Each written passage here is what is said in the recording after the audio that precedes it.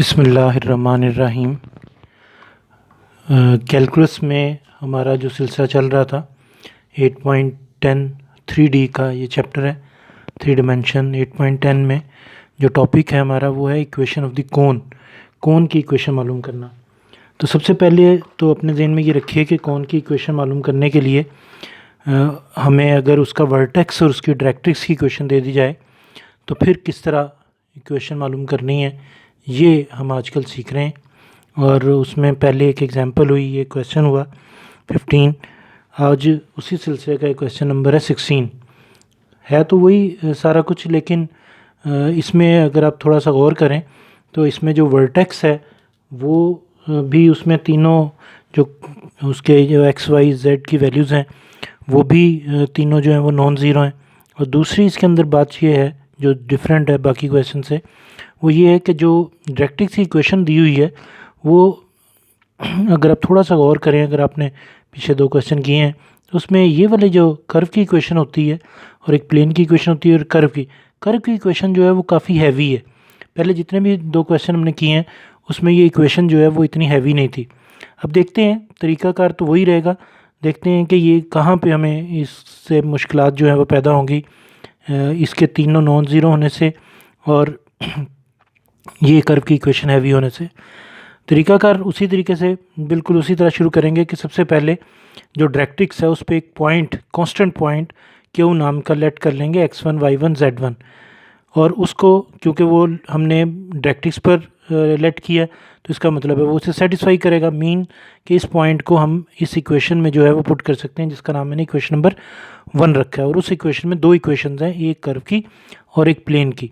तो सबसे पहले जो सबसे पहले हमने जो पॉइंट सपोज किया है डायरेक्ट्रिक्स पर उसको हमने इक्वेशन नंबर 1 में पुट कर दिया। पुट करने के बाद जो उसकी नई शेप बनी वो ये आ गई। इसका नाम मैंने इक्वेशन नंबर 2 रखा और इसका नाम मैंने 3 रखा। इसके बाद हमने क्या करना होता है कि एक लाइन की इक्वेशन निकालनी होती है। वो लाइन जो है वो कहाँ से पास करती है, इस वर्टेक्स में से, और जो पॉइंट हमने लेट किया है वर्टेक्स का नाम ए है और जो पॉइंट हमने लेट किया है उसका नाम क्यू है। तो इन दो पॉइंट में से पास करने वाली लाइन की इक्वेशन जो है वो मालूम करते हैं।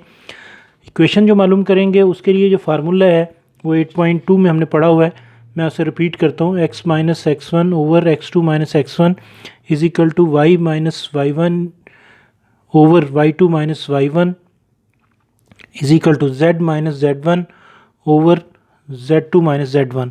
तो एक पॉइंट को x1 y1 z1 कह दीजिए दोनों में से, और एक को x2 y2 z2 कह दीजिए, और ये उस फार्मूले में जो है वो वैल्यू पुट करके ये लाइन की इक्वेशन आ गई सिमेट्रिक फॉर्म में। अब हमने करना क्या होता है कि इन दोनों को पहले दोनों को इसके बराबर रखना होता है। पहले इसको इसके बराबर रखेंगे, फिर इसको इसके बराबर रखेंगे, और फिर साथ ही z1 की वैल्यूज़ पुट कर देंगे। कुछ टीचर इस तरह कराते हैं, कुछ क्या करते हैं कि पहले वो जो z1 की वैल्यू है वो पुट कर देते हैं। अगर आपको याद हो तो इक्वेशन नंबर 3 में हमने z1 की वैल्यू निकाल के रखी हुई है 3। इसको हम वो जो लास्ट इक्वेशन हमारे पास आई है उसमें हम z1 की जगह पे पहले पुट कर दिया। इक्वेट करने से पहले हमने करना क्या है, इसको इसके इक्वेट करना है और इसको इससे इक्वेट करना है। उससे पहले हमने z1 की वैल्यू पुट करके उसे सिंप्लीफाई कर लिया। अब देखिए वही काम है, इसको इससे इक्वेट किया और इसको इससे इक्वेट किया। यहाँ से एक इक्वेशन तैयार होगी और यहाँ से एक इक्वेशन तैयार होगी।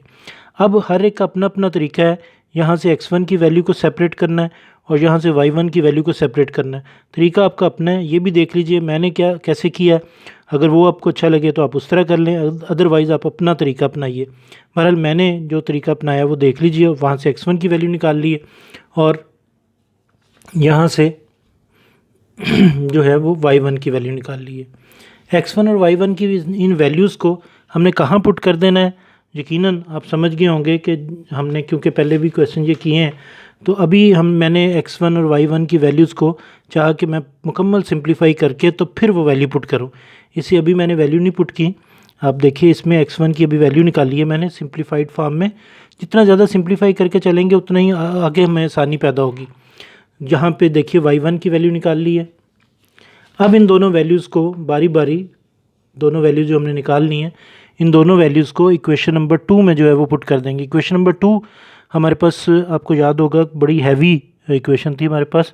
बहरहाल इक्वेशन नंबर 2 में मैंने ये वैल्यूज़ जो है ये पुट कर दी हैं इक्वेशन नंबर 2 में। x1 की वैल्यू और y1 की वैल्यू ये पुट की हुई हैं, उसे सिंप्लीफाई किया।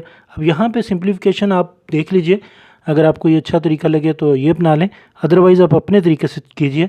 बहरहाल मैंने ये इसलिए आपके सामने सोल्यूशन रखा है कि जब आप खुद से कर लें तो आप साथ साथ इसको भी देखते जाएं, ताकि टाइम ना ज़ाया और गलती ना हो, क्योंकि थोड़ी सी इसमें जो कैलकुलेशन है वो हैवी है और इसमें a+b+c के होल स्क्वायर का फार्मूला भी लगा है।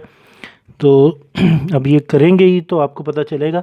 मैं हमेशा अपने स्टूडेंट को यही कहता हूँ कि कैलकुलेशन जो है वो आपकी अपनी होनी चाहिए, और इसलिए साथ सॉल्व करके दे देता हूँ ताकि जब आप काम करें तो साथ साथ चेक करते जाएं कि कहीं पे आपकी गलती तो नहीं हुई, और गलती अगर है तो वहीं पे आप उसको कंट्रोल कर लें गलती को, और ताकि आपका टाइम जो है वो ज़ाया ना हो।